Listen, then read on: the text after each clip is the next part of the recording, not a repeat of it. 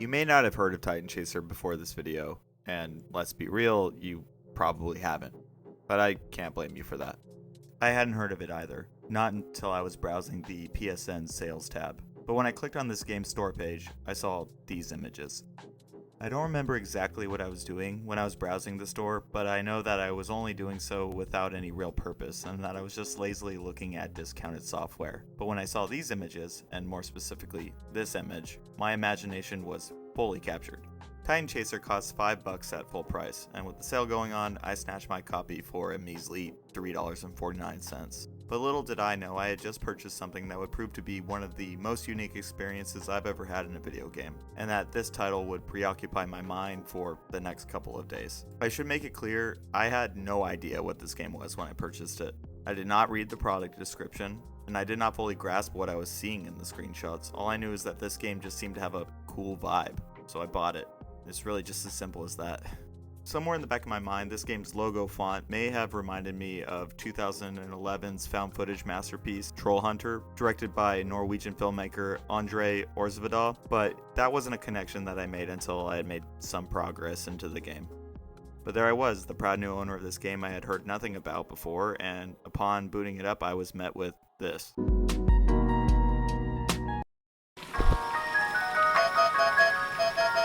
So, first night shift. It shouldn't be too hard.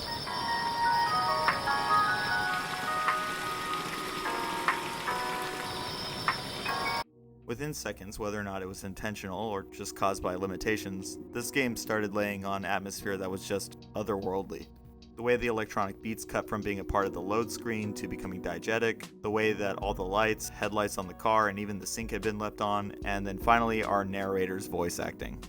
This bathroom is about the size of my apartments in Bright City, and I would be locked there for months now. I'd better keep this job.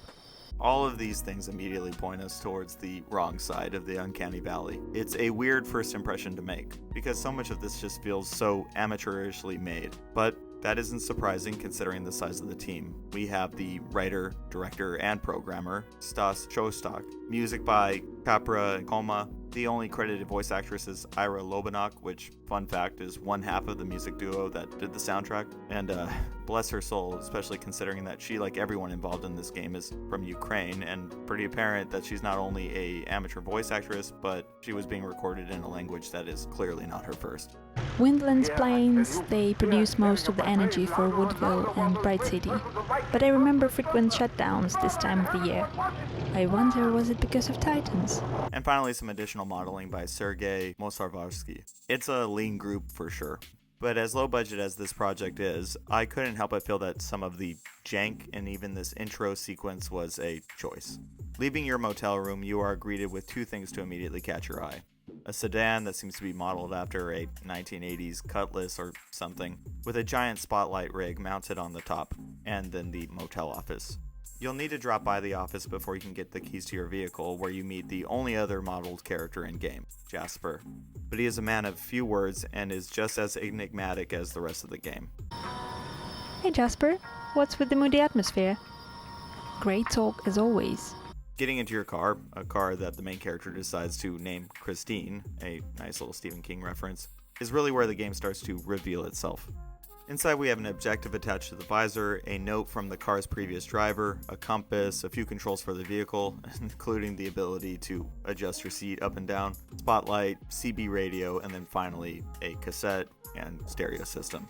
Reading the handwritten directive tells us just the general direction we should head, but other than that, we're on our own. And upon pulling out of that motel parking lot and then turning on the radio is where I instantly started to dig what Titan Chaser was doing. The main character has a voiceover for seemingly everything that you can interact with, similar to something like Francis York Morgan in Deadly Premonition. So, Zach, about those bonus features in DVDs nowadays. You know, the ones from the 80s have almost no bonus material. Even if they do, it's a trailer and the visual quality is pretty bad. So as you drive, she starts to drip feed you with little tidbits about the area and the job she is doing. And while it's not immediately apparent what it is you're doing, it is clear that the character is brand new to her job and that all the people in the surrounding area are under some sort of lockdown. Being able to just walk around while everyone's on lockdown is cheering me up. Mom? Dad? Oh, they must be following the lockdown restrictions. It's forbidden to react to any outside noise or voices. Another time then. This game was released in 2020 for early access and then finalized in early 2021, so it's clear what was influencing this kind of setting, but it is not the same thing that made us all stay inside. But while she's explaining all this, the main character just really had this laid-back approach to everything she had to say. There's nothing sinister or surprising about this environment, and to her, this job, just being out at night while everyone's locked in, is a nice change of pace and just something to be kind of mildly entertained by. The entire game is permeated in this mood, and it really started to strike a chord with me. Anyone who's ever worked odd hours or night shifts, or anyone who's ever headed out on a road trip before dawn break knows this feeling. The crisp and quiet air, the gentle coldness of the marine layer and fog coming in, and that slightly alien and detached sense of reality that you get as you drive without coming into contact with anyone else, just as the low volume on the radio acts as a soundtrack to that realm between dreaming and waking life. It's really one of my favorite feelings in the world. Everything about this initial drive is meant to ground you. Between adjusting your seat, checking for directions, applying the handbrake if you want to stop your car, and even having the choice to roll down your windows or adjust the volume on the radio before cruising out is just something that's done in a way to approximate reality. So there's this real push-pull dynamic between the strangeness of this game and how everything seems to function with a moderate sense of realism that puts you in this world in a real organic sort of way. With the map and road signs as your only reference points, you head out into the night as your main character fills you in about your surroundings. But as you start to head into the direction of your objective, this happens. Wow, she's beautiful. I hope she's not hungry. I had to know all about it.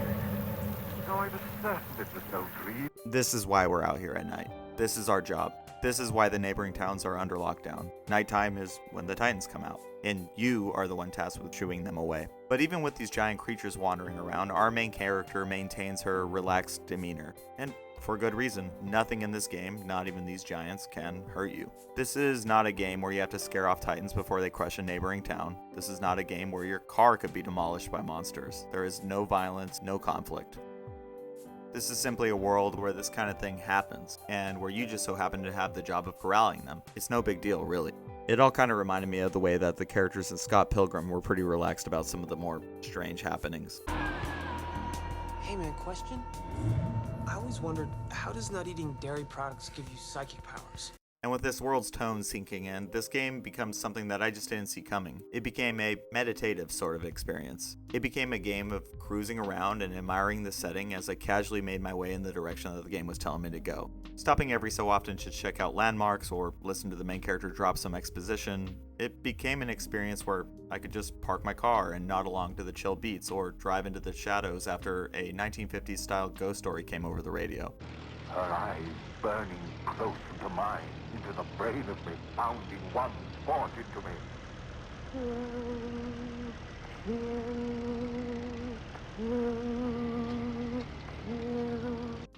The game takes place over a few nights, each tasking you with scaring off a different Titan and pulling you further and further away from the starting motel. But even things like down trees or getting lost while you're trying to find the location of the newest Titan didn't ever feel like anything other than a reason to take a new detour. There was no frustration, there was no reason to look up a guide or cry foul about game design. This was just a dream world, a surreal environment where nothing can hurt you or even apply pressure. And this lack of conflict, it was just oddly beautiful.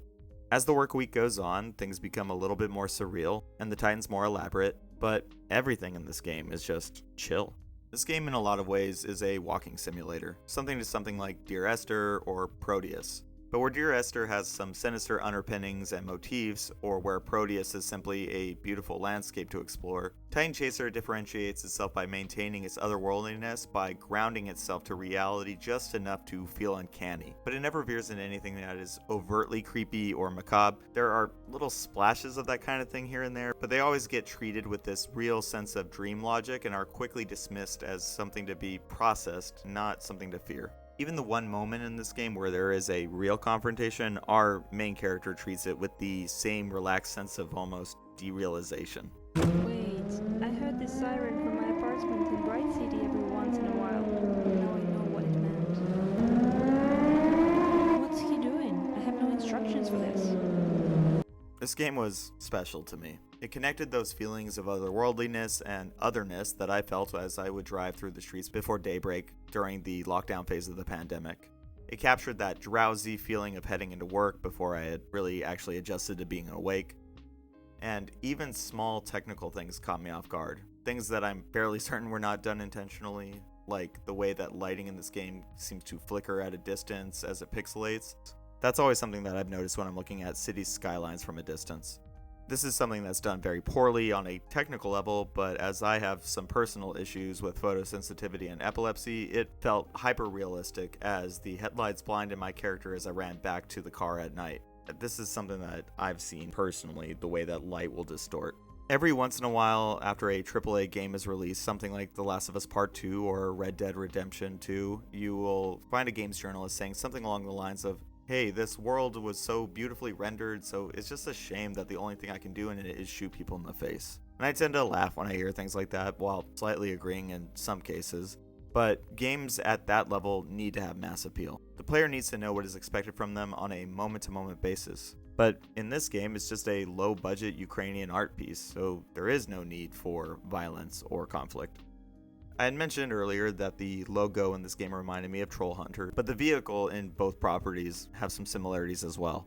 In the movie, the trolls who had wandered out of their territory were treated as threats that required extermination, all culminating in this climactic scene where Hans has to hold a UV light on the giant in an attempt to kill it with the vitamin D that its body can't process. But in Titan Chaser, when you're treated with a similar moment, stepping out of your car to man the roof-mounted spotlight, it isn't treated as something dramatic. It is treated as something mechanical and just business as usual. I played Titan Chaser over the course of a few nights, and I would find myself thinking about it as I dozed off to sleep, or I would think about it every time I got into my car. The dull roar of the engine, the hypnotic electronic beats, and the meditative mood, they all had a profound impact.